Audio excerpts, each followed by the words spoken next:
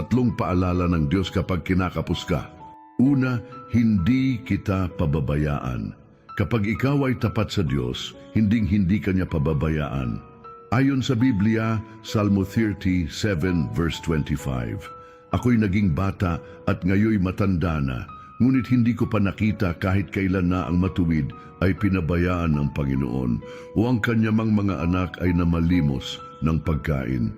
Ang pangalawa, magtiwala ka lang. Kahit mukhang imposible pa, magtiwala ka lang sa Diyos.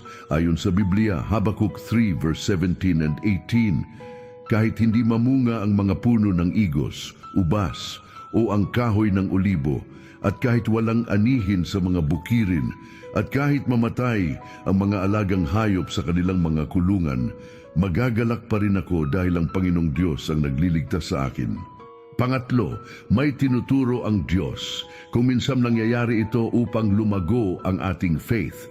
Ayon sa Biblia, Santiago 1 verse 2 and 4, mga kapatid, magalak kayo sa tuwing dumaranas kayo ng mga pagsubok, sapagkat alam ninyong nagdudulot ito ng katatagan sa inyong pananampalataya.